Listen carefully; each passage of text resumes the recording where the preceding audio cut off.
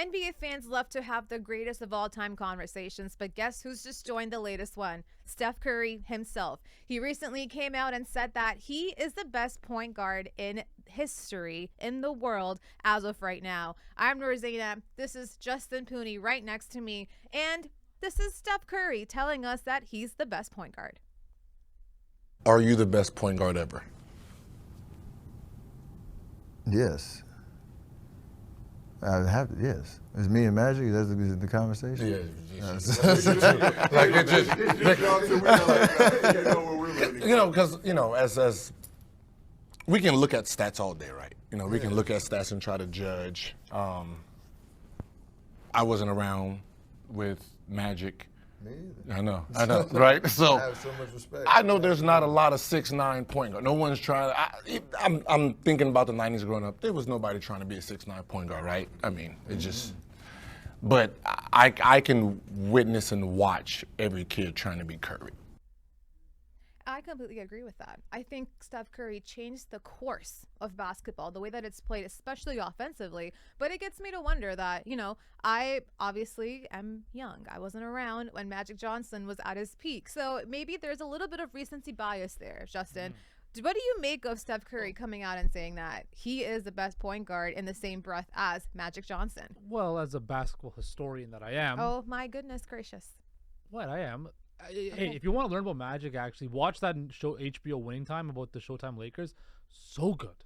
So good. If you haven't watched it, watch it. But going back to this debate, look, Steph's right. He's the greatest point guard of all time. Magic was 6'8", a point guard, the first big body point guard. We saw that evolve to guys like Penny Hardaway, and you saw, now there's, a Ben Simmons and kind of, Alonzo Ball when he was healthy, that bigger point guard, right? I'm missing a few other guys, but Magic was Showtime. Magic was, with the flair, the big smile, just could do everything. He won, NBA Finals MVP in his rookie year. Oh, no, sorry, he won the championship in his rookie year playing center, right? He could play all 5 positions.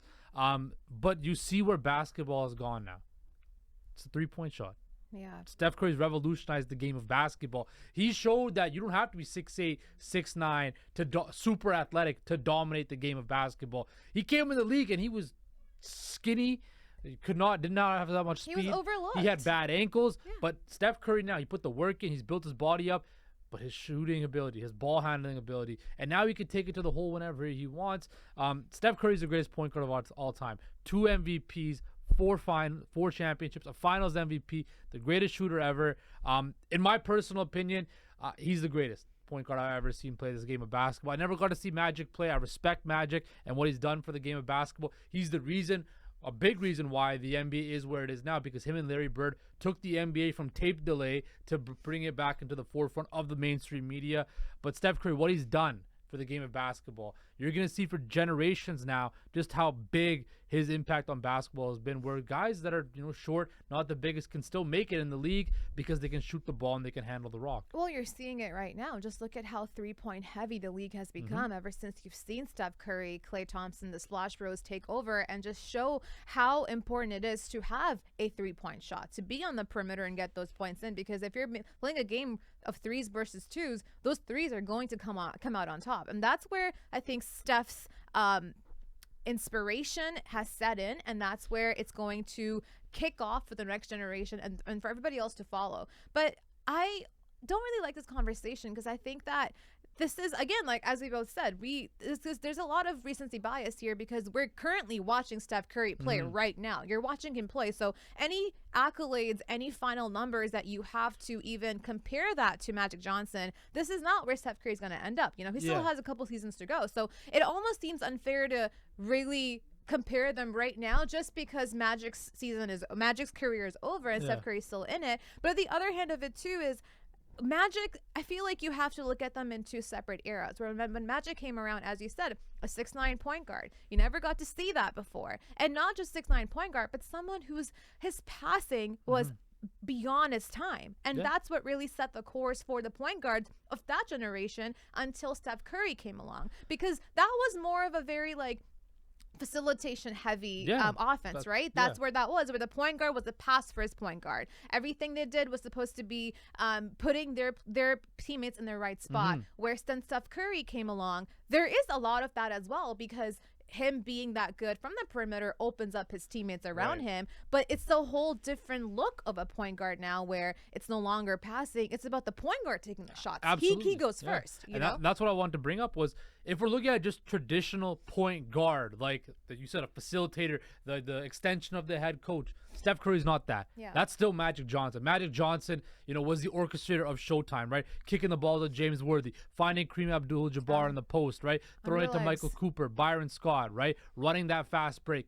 Steph is this modern generation of point guard. Yes, he plays point guard, but he's really a shooting guard, right? If we're looking at the traditional aspect of basketball, he's a shoot-first point guard, right? Same with Dame, same with Kyrie, Luka too. I mean, Luka can facilitate, James Harden, right? The guys that are ball dominant, that shoot up the ball a lot and put up a whole bunch of points. They're scoring guards. Yeah, I think what you're seeing for like the ones maybe of the Magic Johnson type or the architect or that type is going to be, the Chris Pauls, the Kyle Lowrys. But if you're seeing the point guards come forth now who are the best players on their team, now they want to take the shots. They don't really want to pass the ball around. I mean, you named those guys. Yeah. Like Luka comes to mind for me, number one. Kyrie as well, where like they're the guys who are supposed to be the ones that pass the ball around, but they're like, I want to take that shot actually. Exactly. And I think it's been such a change now that you mentioned. We've seen the game of basketball go from, throwing into the post, having a big guy back to defense down. If you can't, get a post move and get a buck in the post, you kick it out or you fall in love with the mid-range, right? Now it's all from spacing. It's all basketball is so big on spacing now and trying to get that open 3-point shot because of the Warriors and that revolution they've done. I think, like you mentioned, it's tough to when we start these debates, whether it's Jordan, LeBron, or Steph and now Magic. Curry did this himself. Whatever. I know he did it himself, but like basketball is so different than what it was in the 80s and the 90s to what it is now, right? And say what you will, like I know old heads love what basketball was. I love what basketball was in the 90s. I don't think there's a lot of things I do like about today's game, but a lot of things I don't like. I just think that's what Steph has done and how he's revolutionized this modern NBA. It's got a profound, because we never really saw the next Magic Johnson. I think the closest was Penny Hardaway, right?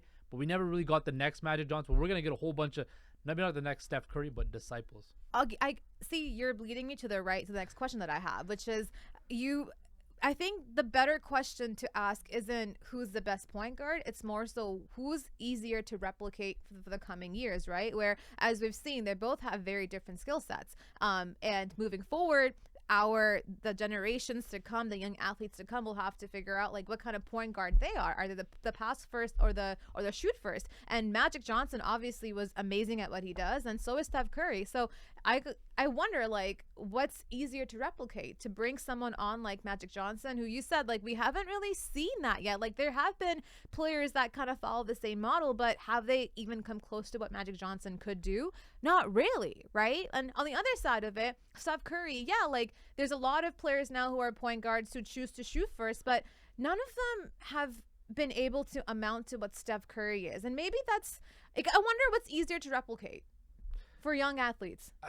It's so tough, Noor. Like, because like when you look at Magic Johnson, he had the physical stature that not a lot of people are blessed with, right? He was like 6'8", was strong, could run, right? Like, you're not going to find very many guys that are 6'8" that want to play point guard now, right? A lot of those guys now want to play on the wings, right? You see what, the likes of what, McGrady, Carter, LeBron, Kobe, Jordan, that 6'6", 6'8" guy, the athletic, wiry guy, the Kevin Durant type body. They want to play on the wing and the perimeter and get shots up. They don't want to, orchestrate the offensive handle. That's why I thought a guy like Lonzo, if he was able to stay healthy, could kind of, and reach his full potential, could have, taken that and shown people that, hey, like a big body guard who can see over the defense and make those fundamental passes and really orchestrate offense could be like that. But to answer your question, what's easier to replicate? It's got to be Steph Curry. Now, to that level, probably we'll never see ever again. But we might get guys that will be, maybe not like Steph's up here, but they might be like right here, right? Because he's not an athletic specimen. He's not a freak of nature athletically, right? He's, when he came into the league, was an average, sized human being. But he did work hard. I remember did. when he first started off, one of his workout routines was he would be in the gym and he would take 100 shots. And even if he were to miss one, let's say at the 65th mark, he'd start all over again and not stop until he's hit 100 shots straight. Yeah. This is something that he used to do, which is like, again, it shows you how far he's come and how hard work really gets you to where you are. But on the other hand of it too, like, I mean, I guess the closest that comes to both of them for me might have to be Luka, because Luka's still, look at his passing recently in that. Big though, he's big. Absolutely, but he's still a shooter and a passer. That's something about him, right? Where like nowadays, same thing with Kyrie and everything, where you see point guards that like to shoot first but not really pass. But Luka, he's got that IQ. He's got the vision where he understands where his teammates are going to be or where they need to be, and he scopes that out and he makes a perfect pass. On the other hand of it too, you're gonna laugh at me, but people have been saying Scotty Barnes has got that Magic Johnson body. He has been making some fun passes, you guys. And we could see something happen there just the in closest person to Magic Johnson is LeBron James. Because LeBron's kind of Michael, Magic, and throwing a little bit, of Penny, a little bit of Grant Hill, all mixed into one. A little bit of Scottie Pippen. LeBron just another different. I'm talking about level. passing wise. We've never seen somebody do the ability and have the vision, the even court Jokic, vision. right? Like Jokic should kind of fit that mold as well.